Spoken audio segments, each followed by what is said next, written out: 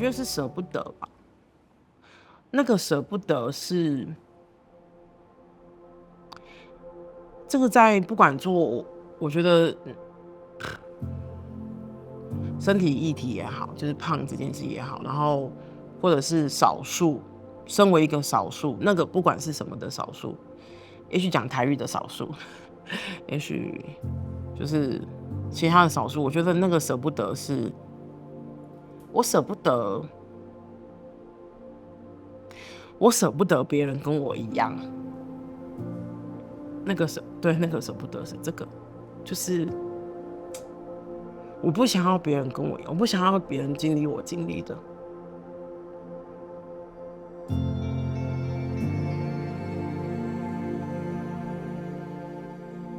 我是 NGO 工作者，我关心女同志议题，关心情感议题，然后我也关心女性的性跟性愉悦的议题。从小其实面对的就是你要是一个正统女生的样子，就是白白的、小小的、安静的，笑的时候要这样子的，然后你最好长得就是标准之内，因为你胸部太大，人家会觉得说哇你很骚；你胸部太小，人家就说你飞机场；你太胖，人家就说你真的太胖；你太瘦，说就没3两肉。然后这个都是身体的。再来是你一个女生，你最好有自己的思想，但不要有太多意见。然后你可以为自己发声，但是不要太大声。我觉得女生就是这样。我觉得从我理解我感受并且理解还有接受自己是女同志开始，我就慢慢的往框架外面走了。主要是因为那时候虽然还没有想要出柜，但是我已经知道我要有一些方法去对应我不会结婚这件事情。就是因为以前同志是不能结婚的嘛，我不会结婚这件事情，我要如何去对应？那我就要开始说很多的谎啊，就是比方说，说我只是不想结婚啊，我只是怎么样怎么样怎样等等的之类的，我才知道说，其实是有一些知道是可以回应这些我其实并不想做的事情。我是2007年的时候进去热线的，我觉得热线比较像是台湾同志的里长。就是我们其实我们做的事情非常非常非常的多。我们比较想要走的方向是同才帮助同才，就是我们比较没有那种，就比方说一个社工，然后去帮助底下的人，不是，我们的是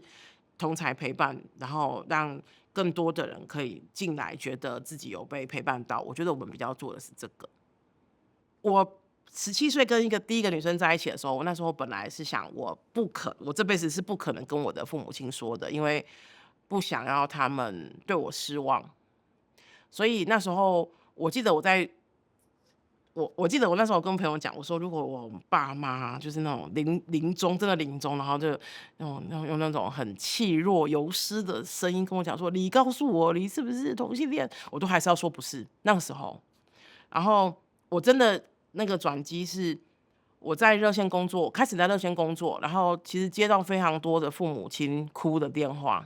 就那种哭啊什么。然后一开始的时候，我接都是跟着他们一起哭，因为我会带入他们口中的那个小孩子。我曾经有一次，一个妈妈打电话来，然后我哭到那个妈妈安慰。我觉得我很荒谬，可是呢，那一次之后，我就觉得这样子我不行就是我说我不行是他们想要来接受帮助，但是我却没有做好我的角色，然后所以那个时候我才开始想，我是不是要跟家里面的人说，就是我是同志的人，就是那个是一个我印象很深刻的转折这样子。然后我跟我父母亲说的时候，我父母亲也是。就是他们没有很激动，也没有我想象中那种是吧哭天喊地，没有，因为我从来没有带过男生回家，然后我带回家的女生都很像男生。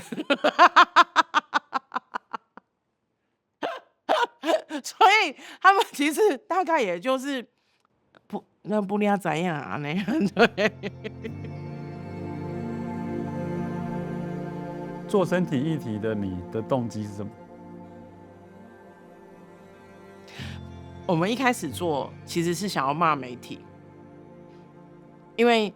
那时候的媒体现在好很多，那时候的媒体他们的不管是社会新闻或什么的，他们会把人的体重写出来。我不晓得你有没有经过这个时间，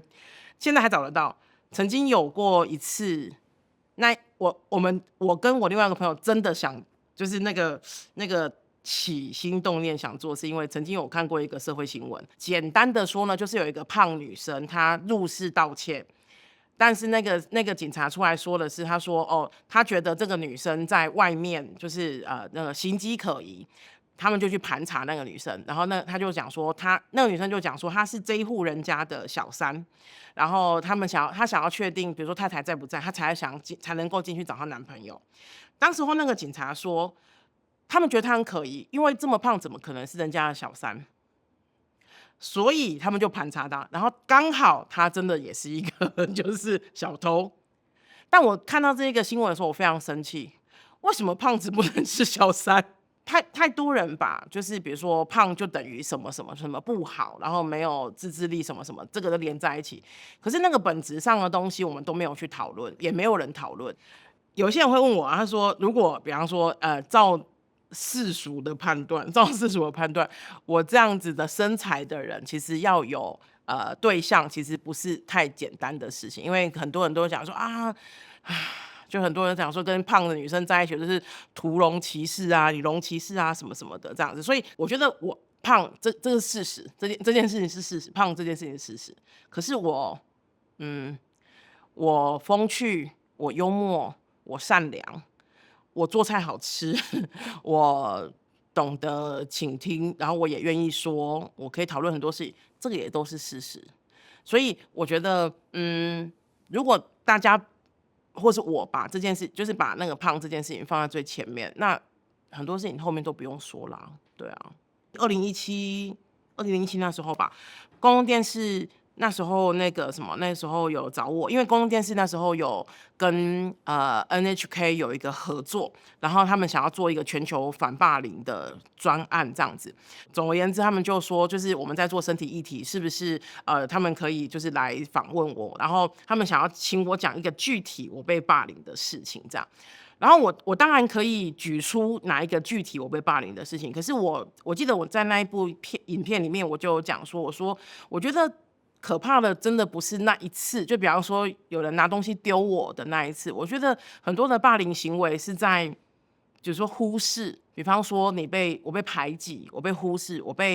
也许取笑，也许只是一个眼神让你知道，就是他们其实是很看不起你的那一些，我觉得那一些是。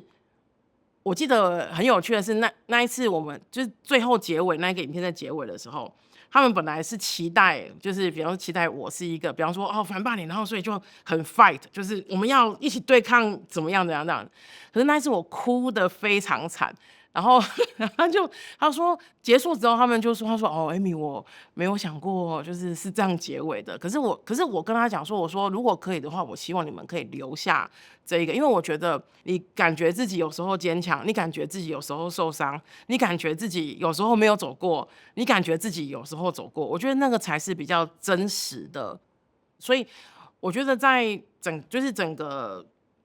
运动过程中，或是再回头看自己的过程中，我常常会有那一种我好了吗？就是那个反复横跳的那一种就是的状况。可是我其实是觉得这样是蛮好的，因为对我来说，如果真的就是告诉所有人，就想说没有，我觉得我好了，我很棒，我什么的，我觉得那是骗人的。即使我对学生演讲的时候，他们很多人的问题都会是 Amy， 我要怎么做才可以变得有自信？这样，然后我的回答都是我其实直至现在，我都不敢告诉大家说我超级有自信的，我超级爱自己的，因为呢，如果我这样说，那就是骗人的。对，所以没有。那你怎么知道这件事情的？我很习惯接住球，我觉得这个是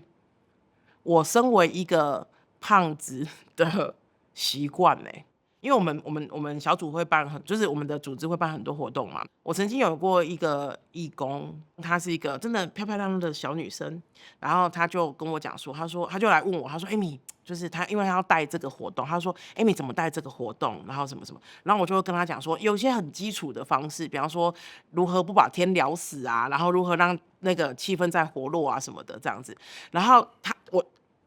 我教他一些技巧之后，他就说：哇，你好厉害哦，你怎么做到的？这样子，然后我才惊觉，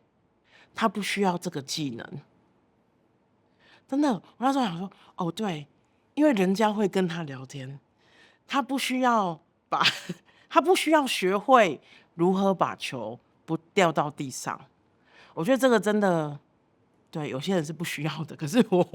我很习惯，我几乎已经内建了，就是我是反射性动作，因为一直以来我都是一个在别人嘲讽我之前，我就会自嘲的人。然后有一次啊，我跟几个朋友在吃饭的时候，然后我也很习惯的，不知道我忘记讲一个什么事情了，然后我也很习惯的做这件事，然后我发现我讲的时候，因为你知道吗？就是你在说幽默的话的时候，你大概就会知道会有个 punch line， 就是你就会知道那是大家会你讲什么大家会笑。然后我记得我那次讲的时候，所有人都没有笑，我那几个朋友都没有笑，就很亲近的朋友。然后我朋友就是认真的跟我讲说：“Amy，你不用这样子的。”然后我有种哇哦，原来我可以不要这样子，也会有人喜欢我的那一种。对对对，所以我觉得这些很小的事情，会让就是那我也灯滚吼，不是怎样，就是那种就是怎么这样子，然后就没有。可是我觉得那种很细小的事情，其实是我的印象都很深，然后这些都一直不断的在帮助我，就是让我更接受我现在的自己。那你觉得搞社运的人有什么特质？我觉得都有自己的议题要处理。我这样才会得罪所有人。我的人生里面从来没有一个志向，就是有一个愿望，就是想要改变世界、改变社会或改变世界。但是我后来越做越发现，与其期待别人，不如自己来。我觉得我不是先发现它有意义才做，我是做着做着才发现它有意义，不管是对外面的还是对我自己的。举一个例子，比方说像我之前有一次做女同志的 party， 我的出发点是因为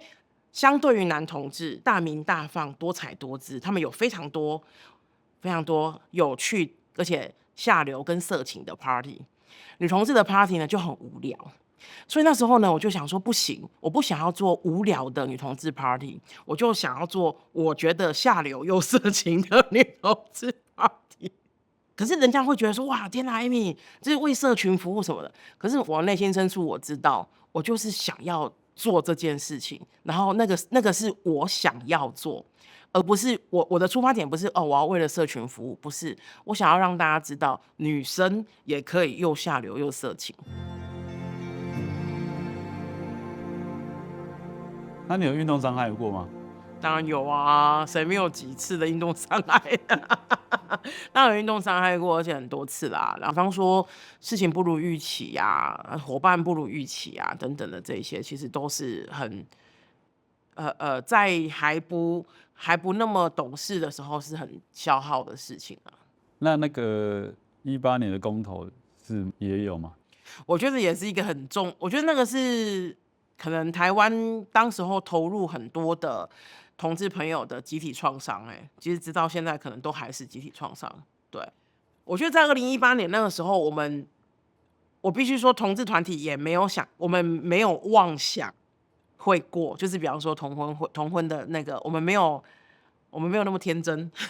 我们没有那么天真，觉得说一定会过。但是我们知道，我们努力的话，可能可以缩小那个目标。就比方说，反对方跟支持方那个差距会缩小一点。结果出来的时候，我必须说非常非常的讶异，不只是败，真的不只是败，是大败。我觉得那种我记得那时候我们的义工跟我讲说，他说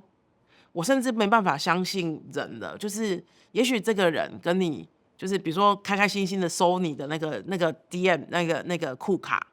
然后背后再盖一个我不同意你们结婚。他说那时候他的创伤其实是到这样的。我觉得身为我工作者要去回应社群的冲击，还要回应自己的冲击，并且在他们就是在大家的面前还要就是因为你总不能讲说啊我们大家都来烂啊，就是大家一起腐烂算了，不可能嘛。所以我觉得在18年那个时候其实是很受创的。以前啊都会觉得说只要努力，只要努力沟通就有可能。可是后来我发现，就是我已经不太愿意让自己去说服那种跟我的立场完全，我说的是完全是黑与白的那一种。如果它是灰的或什么，那个就会另当别论。可是是黑与白的那一种，我已经不再试图想要去说服就是这些人了，因为你撞一个真的很坚固的墙，跟你去看你去摸一个很柔软的板子，那个是不一样的啊。所以我觉得这个对我来说其实是一个照顾自己的方式。因为你现在表现出来的样子是，不是你舍不得的那一群人的样子？什么意思？你现在是个运动者嘛？简单标签化的讲，运动者嘛，不是一个受体型所苦的人，不是一个受讲台语不好的人，在讲台语然后被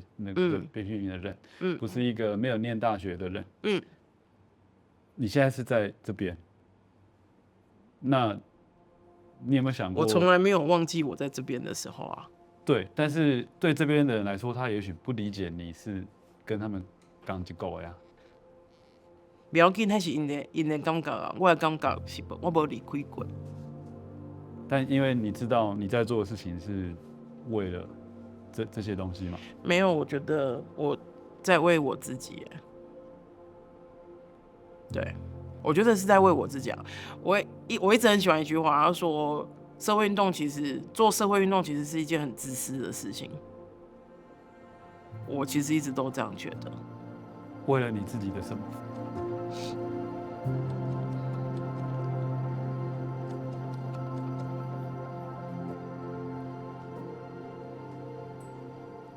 你是不是舍不得以前的你？